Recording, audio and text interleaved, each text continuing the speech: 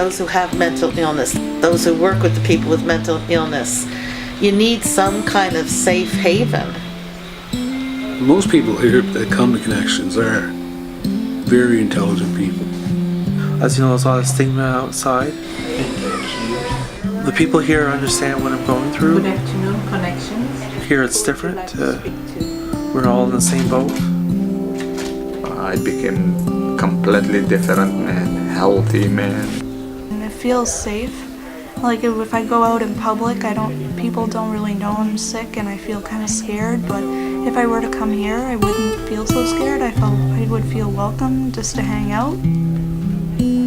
All of them are good friends for me. In my heart, beats for everybody. People living with mental illness seem to be kinder, and I definitely am. I find that here, everyone is kind and supportive, and who doesn't love that? Anybody living with mental illness, that if they had a place like Connections Clubhouse to come to, that there is hope.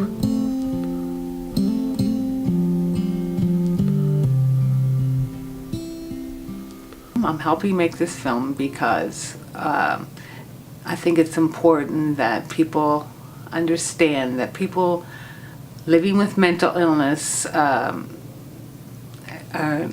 the same as everyone else. I used to feel ashamed of who I was, and now I feel proud of myself that I have come so far.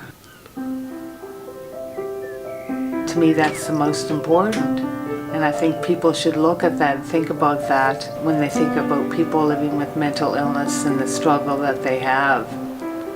I'm not that much different than everybody else. My friends say, "You have mental illness? You're not different than anybody else that I know of." You know, but that's because I hide it when I'm with them. But if I go out in society, I'll hide it.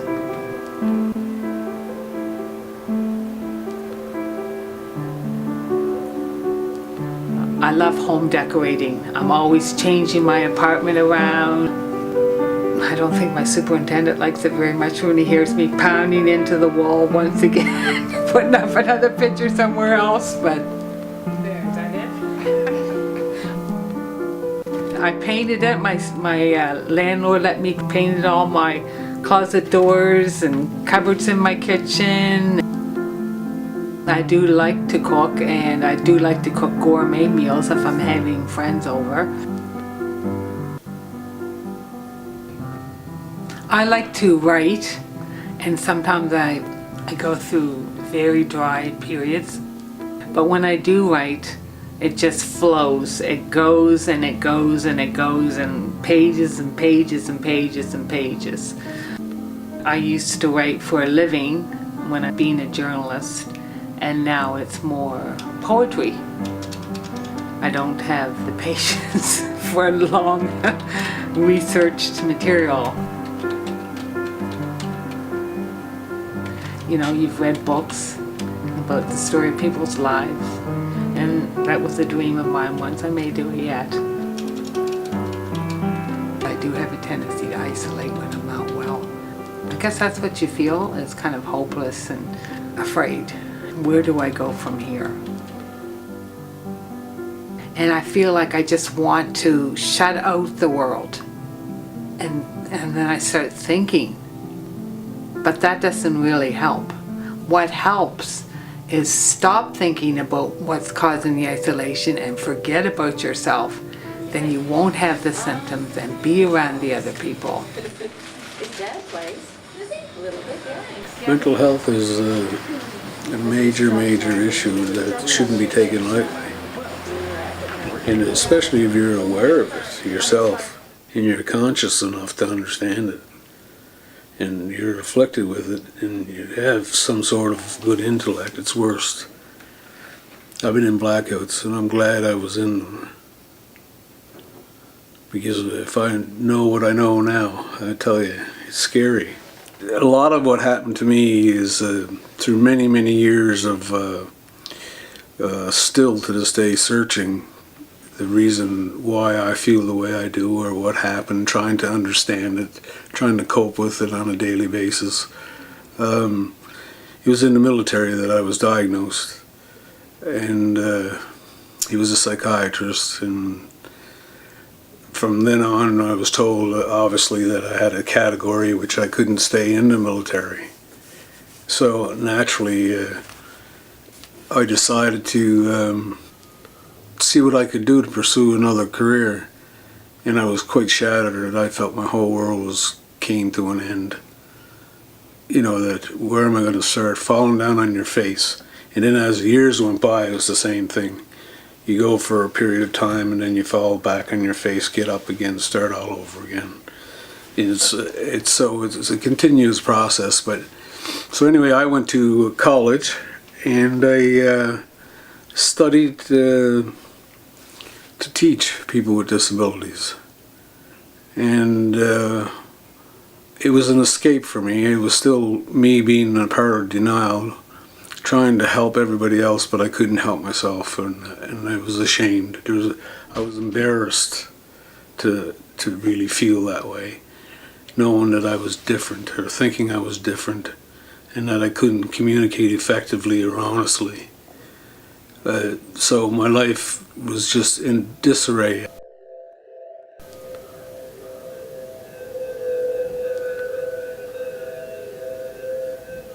It's been throughout the ages that all this has been going on. That society thinks we're more of a menace to society, and we cause more problems than we can create good. We're millions of years ahead to what it was when I was diagnosed. People were barbaric.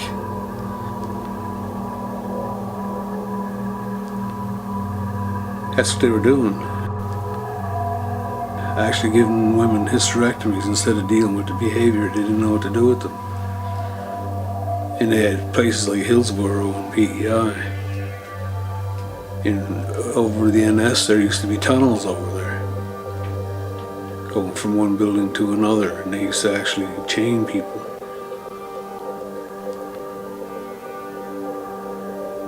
When we speak about mental illness, we're talking about schizophrenia, we're talking about manic depression, we're talking about all those types of mental illnesses. Well, it's like people with orange hair, they're different.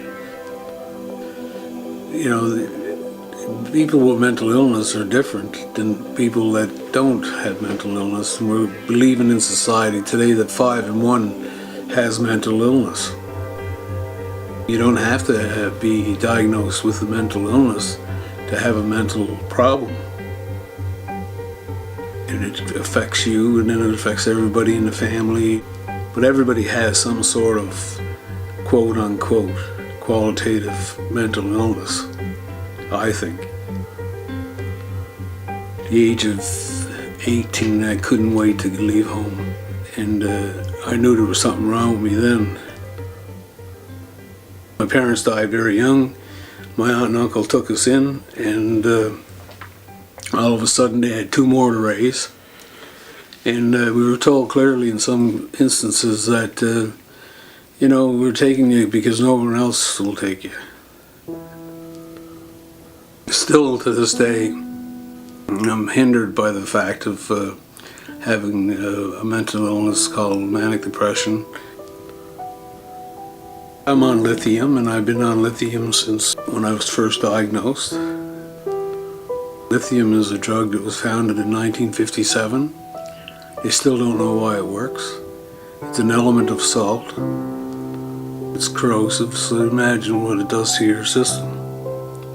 And eventually your kidneys are going to give out. But there is medications that do help, but then they wear off as well.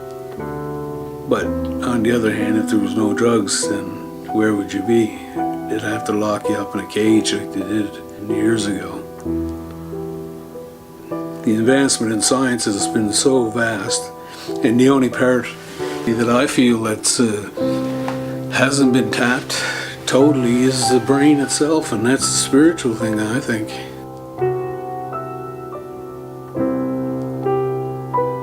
I was first diagnosed, when I was 25 years old. Now I'm 59. And when I was first diagnosed, my family just didn't want to accept. And the diagnosis was clinical depression. In the scheme of things, and mental illness wasn't so severe. The family response was, oh no, you can't be depressed. You were such a happy child. I think there's a place for labels in the medical system. The danger that I've experienced with stigma is that once you take that label outside of a hospital, the intention that it may have had in the hospital to help people get a handle on where they are and what kind of medication they need and what kind of supports they need, once it leaves the medical system, the thoughts and feelings that I have even attached to that really are very harmful. I don't know where it begins. Innocently, I want to believe that I do believe that I was a little baby like everyone else, and I won't get into my thoughts and beliefs about past lives and what I may have brought here. There was an innocence about me, and at some point I learned society's rules about what's normal and what's not normal. From my own experiences, people are really afraid of what they don't know and what they don't experience. I get frustrated and angry about it because sometimes no matter how balanced or healthy or well I can be, when I take that out into the world, it's tough.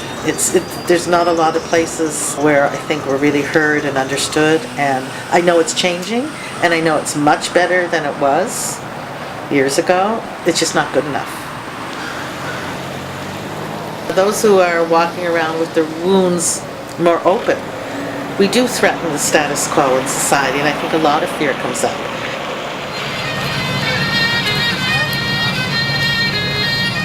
I mean, this is how we want people to feel, isn't it, in our society, to feel safe enough to be who they are, wherever they are, at any moment. This, to me, is a sign of a good society. I love sometimes, just walking around the city of Halifax. So I enjoy being alive, and I never thought I'd make that statement. Being able to look out and see a green tree. Simple things bring me joy.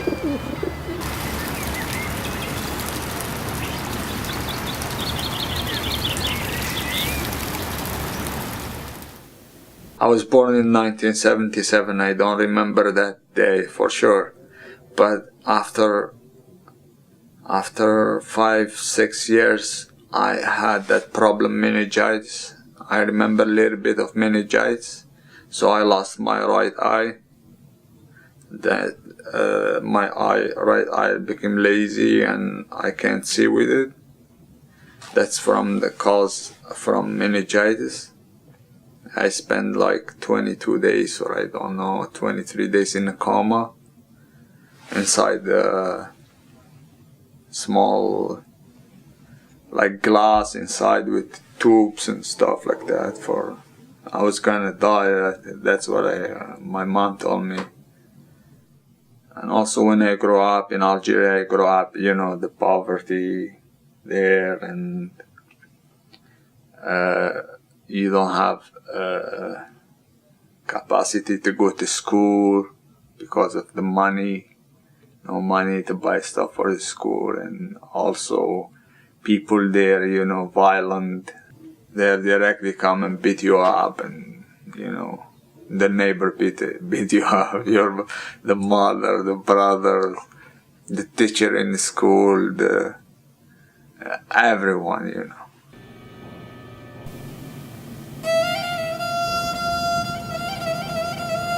I was grew up there until 19 years old. So when I moved out of Algeria, I moved to France, and after France I came here to Canada. I checked in geography of Canada and I see Nova Scotia. So I learned a little bit about Nova Scotia there in Montreal. It's old-fashioned and quiet city and everything. So I decided to move here after 2 years spent in Montreal. The connection support here for people with an illness like me is big city like Montreal is not easy. It's very, very, very like difficult to live there. There's a lot of people, and you know, when there's a lot of people with schizophrenia feel paranoid around a lot of people, you know. So when I moved here, I didn't find that experience a lot in Halifax. So that's why I decided to stay here. When I get up in the morning, 6 o'clock or 5:30 or 4 o'clock, it depends. A lot of anxious. I woke up anxious what to do, but in the summer, like 5 o'clock in the morning is like a day start. So I like to go outside and walking. Take the bus in downtown here, go to waterfront or Point Pleasant Park in the morning.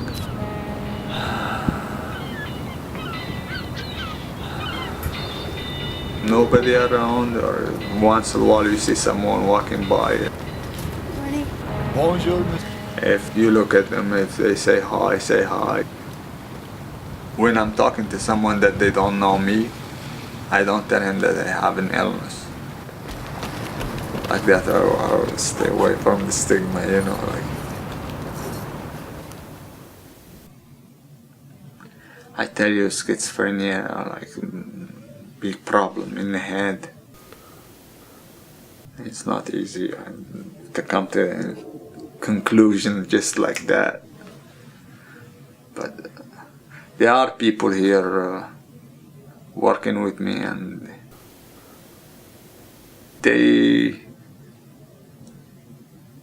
they suggest me to do stuff. More? No. They don't force me to do stuff here. I'm so glad you got the 2 But things. they try to help. They told me to put like 5 bags of tea. If I can do stuff or not, like And then you take them out, which is like a coffee chef. She was Nancy one time. She said, "I would like to see you working in a cafe." I said, I said, okay. When I'm working in a cafe, some members, I'm going to connections. Why are you going to connections? I'm going to socialize. I'm going to drink coffee. You bring smile to their face, like you serve them coffee for 35 cents, that's it, and good coffee, and ice cream for 50 cents, pop for 50 cents. So that's very good, eh? How much is the fruit? And also when there's a lot of members order coffee from the time my 2 hours of shift, they go like fast. Like, easy. Thanks. Love it. And I enjoy my day and my anxiety go away from me. Thank you, Ken. Oh yeah, that was nice. You like it? I'm in a role where like kind of the constant thing is that I support people in their recovery from mental illness and provide them with support in areas of housing, employment, health and wellness. So that's sort of like the constant thing that I've been doing the whole time I've been here. Do you really have a big calendar? That'd be really good to have. My decision to become a social worker was mostly influenced by my own experience with mental health issues and with homelessness in my early 20s. All through my teens, I had symptoms of depression and anxiety and a lot of difficulty functioning in school.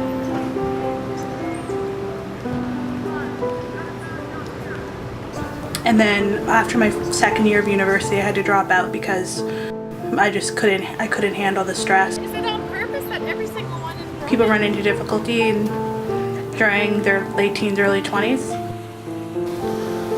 I think a lot of people have trouble figuring out what they want to do with their lives, making big decisions about what direction they're going in and what they want to carry forward from their family and what they'd like to leave behind, things like that.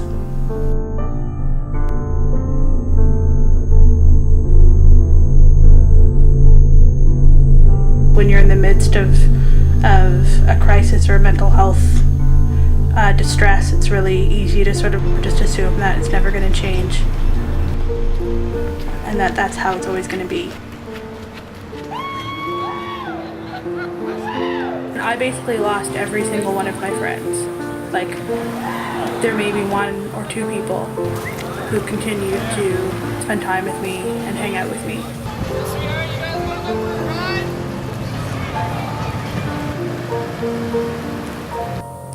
Mostly because they had no idea what to do, and I had, there had been ways that I'd been behaving that they found annoying or frustrating, and it was obvious that I wasn't happy because I was, very sad all the time, and I'd attempted suicide, and they didn't know what to do with that, and so some of it, is stigma, and it's like, it's kind of false beliefs about people with mental illness, and some of it, in my opinion, is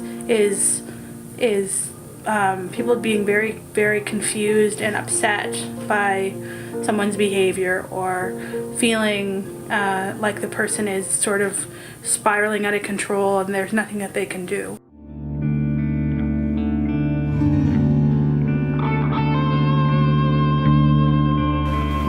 Because I think we all have to kind of go through our own journey of healing and of dealing with our problems, and I went through a period of being quite unwell to the point where I ended up in a shelter, in a couple of different shelters, kind of bouncing around.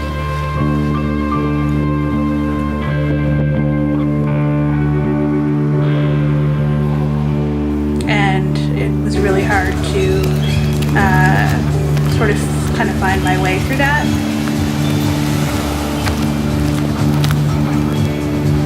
So it took a lot of work to reach a point where I could start to kind of build my life and could get out of kind of the street culture. You ever been higher than that? Never. Some of the less safe sort of parts of the city and things like that. A lot of people tried to be helpful, especially my family. Like, they worked really hard to try to figure out what was wrong. And really what helped me the most was people who kind of gave me the space to be where I was at and who didn't judge me.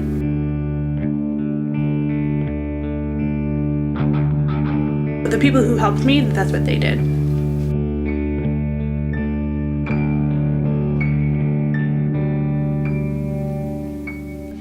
The main difference is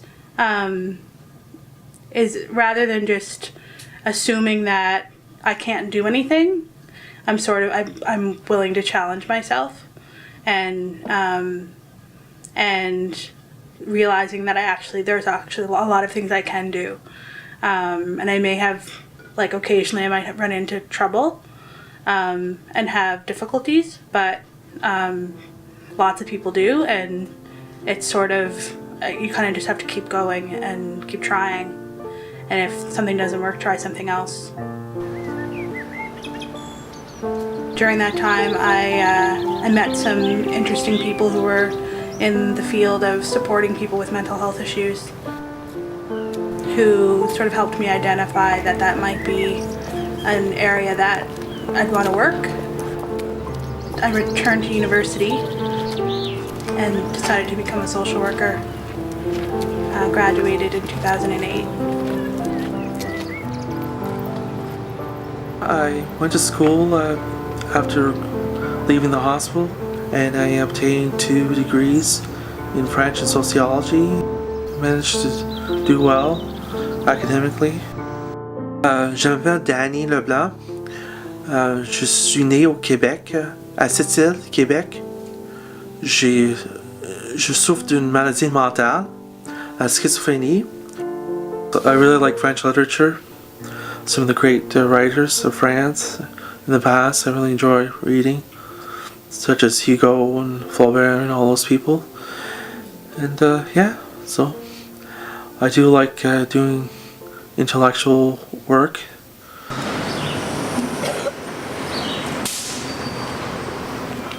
I have 2 jobs, 2 part-time jobs, and crossing kids at the school and collecting carts at the grocery store. And, yeah, that really keeps me going.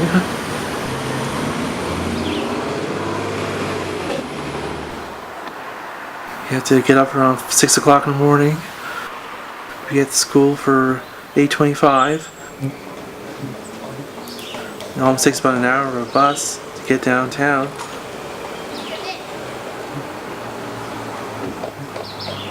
Well, I just enjoy getting up in the morning and being up there at the school. I enjoy seeing the kids cross the street every day.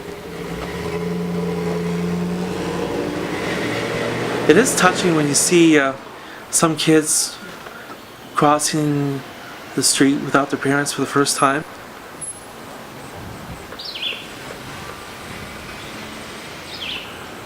It's a big step in their life, and that's very special. Nice to see that. It's hard to believe that we were that small a long time ago.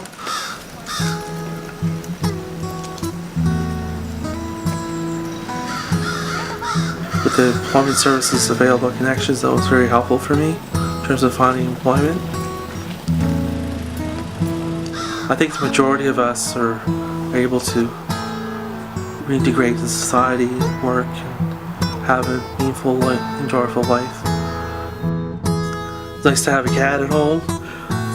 When you open the door, you have a cat waiting for you at the door. That feels good. It's almost like a person at the door waiting for you. Her name is Daisy, and yeah, she's a very good cat. She keeps me company.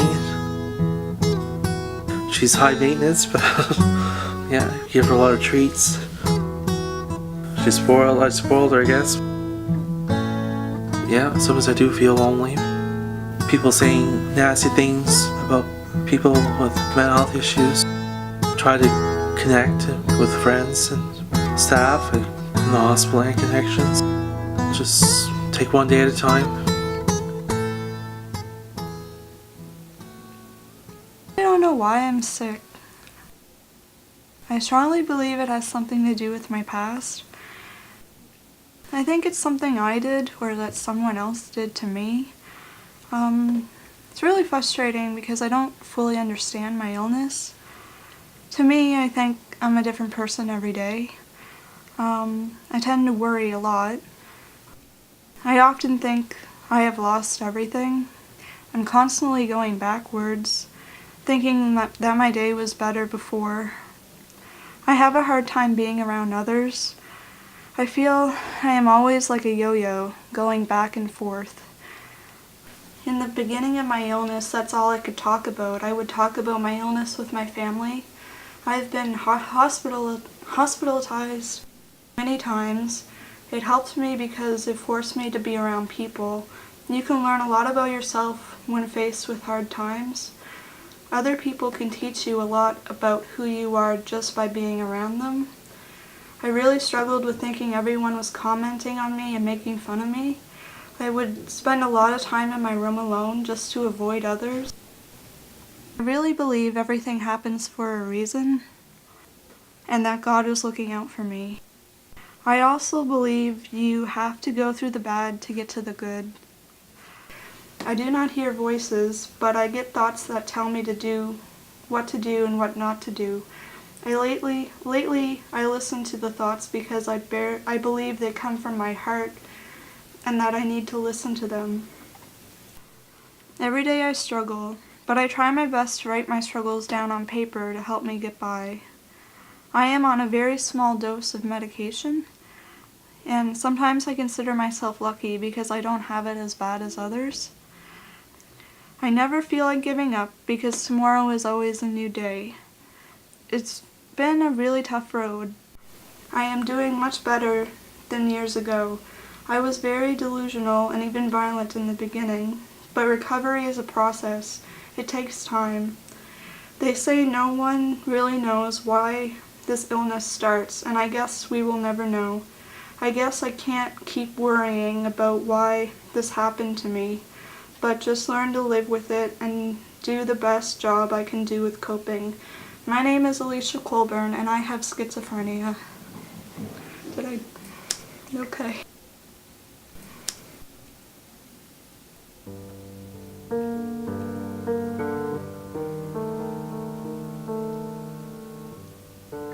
I love art. I love to draw, and I love to write poetry. I also love to read. I feel I am developing as a person by learning new things. I felt like it wasn't intimidating to be there. When I first heard about it, I'm like, oh my gosh, I'm an artist, but these people are going to be so much better than me. But it's not like that. It's like everyone has their own style, and everything is all kinds of different arts, and I felt like I fit in there a little bit. And I even helped pick out some of them to display on the wall.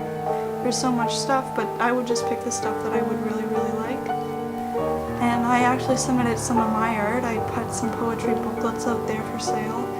I donated some of my photography. Like this one, for instance, the horizon's very straight and it's framed and composed nicely. It looks like somebody who's been working at photography for longer than has. I noticed it when I was really first sick that I just took on writing poetry and drawing and stuff.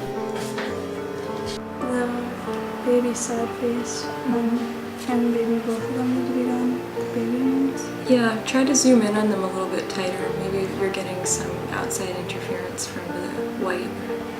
It's making it blurry. There's something about being ill that kind of gives you a different perspective on things, so you'll be able to it's almost like I can, there's a part of my brain that I can get to that I couldn't before. I know that sounds kind of silly. And it reminds me of the sky. If there's a cloud up there, someone might see that as a shape of something, like a dog or something. But then someone else might look at that same cloud and it might look something different to them. There's different perspectives. When I hear a word, it'll mean something to me. If you say pillow, and when I think of pillow, and it kind of sounds like something fluffy to me, the word pillow and the low part with the circle with the O kind of reminds me of like something fluffy. So that's how I learn about words.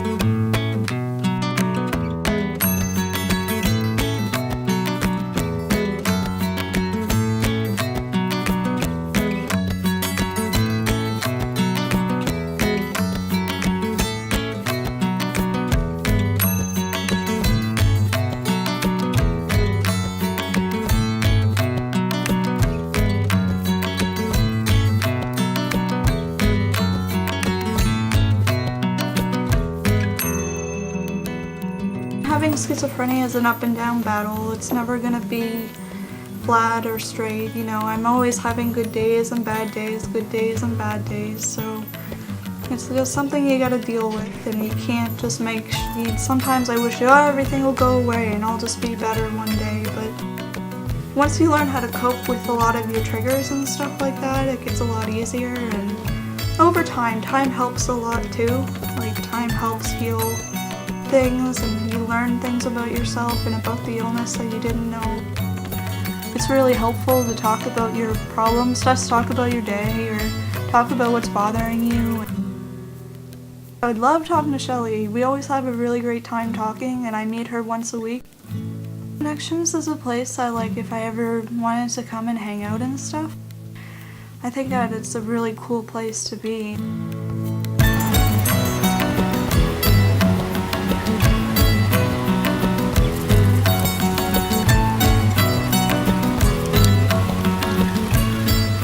Connections, it keeps me sane.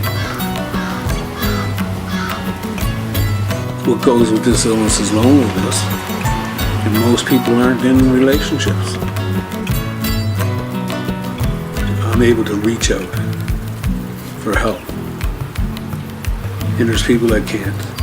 And the ones that can't are the ones that are suffering the most.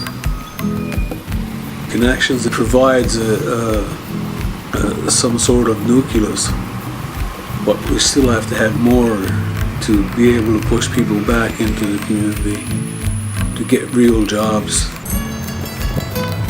And most people that have mental illness like to have the anonymity that other people have.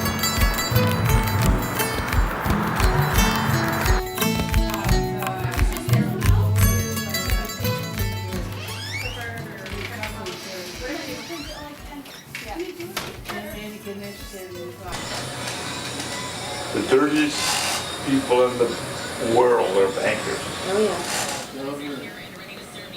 I came here and I've still come here 14 years now. And I'm the one that did all the walls in here, plastered them and on and did all the maintenance, but it was certainly a major success story for me to be able to be busy. We're still going to draw power while we're doing this. And just keep active. And also there's the other part of me too that I'd like to get back in the community and work. I volunteered for Canada games they had for the juniors there 2 years ago. And I belong to Habitat Humanity. And I worked with them. You know, I could still work for another 10 years if I had the opportunity.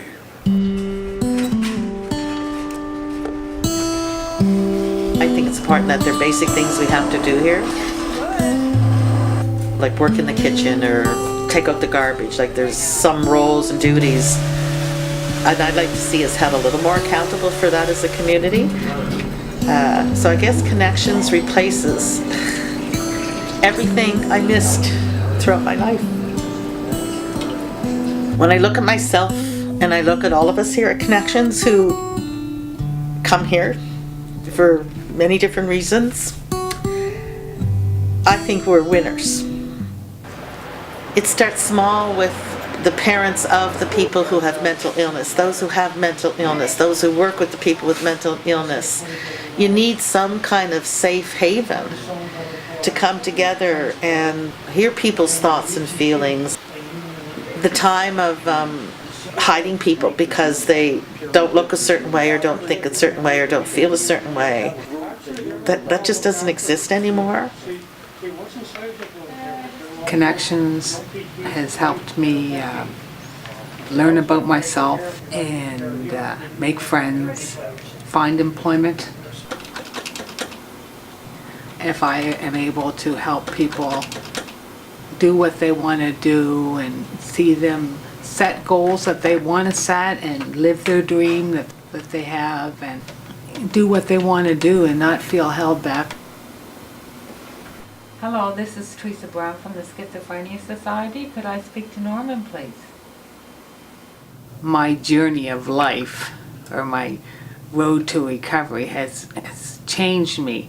When I look back and think when I was working full-time, I wasn't taking medication, living what others call a full life, and then became ill for the second time, that I have learned so much and have become a totally different person. And I like that person a lot better. Hi sir, how are you? Hi. You want a coffee? All of these people are very nice and very smart and very kind. And they're very honest and polite and nice for me. They know I'm from someplace new here. They all try to take care of me. They know many things I don't know. I don't know monies. I don't know things. Everybody comes to help me naturally. But not just only me. They each other the same. When I help you, you help me. is make cooperation. Cooperation makes love. Life makes life. Other people are the same. I like everything in this world. I like painting, I like music, I like chalking, drawing, coaching, everything. I like everything.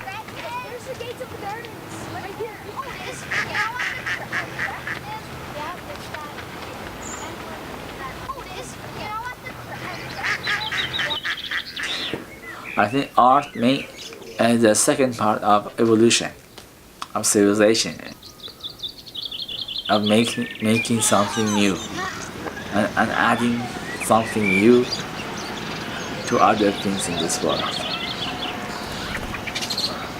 One line is very important. One light is very important. Because God made everything. And God made the colors. When I'm painting, I'm doing something the same as God.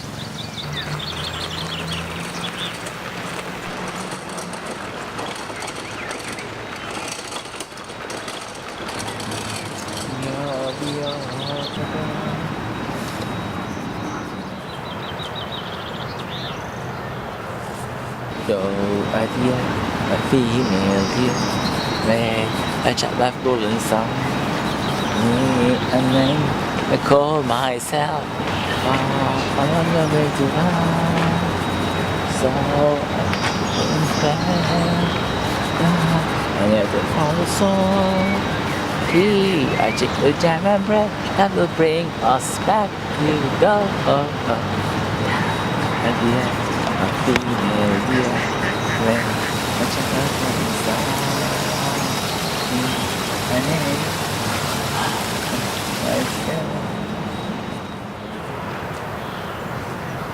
all the colors good for me. For me, white and black, the same, beautiful.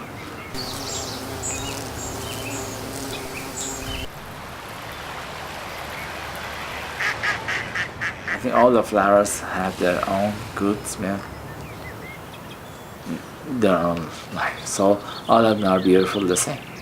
Some flowers are blue, some of the red, some are green, some yellow, orange, red, everything. So all of this for me is pretty the same.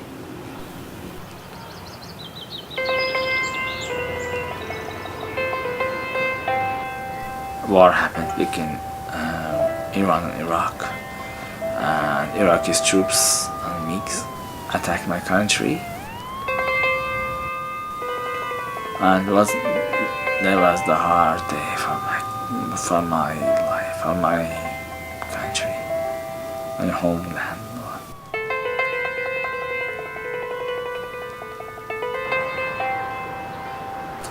Go and learn how to shoot, how to fight, martial arts, to be ready, go and to fight with them.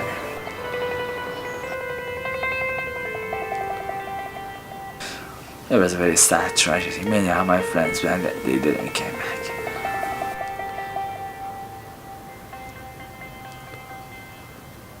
My philosophy is being honest and kind to everyone.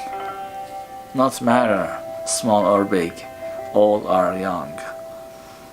Everything for me are the same. Many people darkness in this world, like a rebel told. We have a lot of darkness in this world. Life is not always sunshine. But I think it is true, but we can change it if we want, from black to white.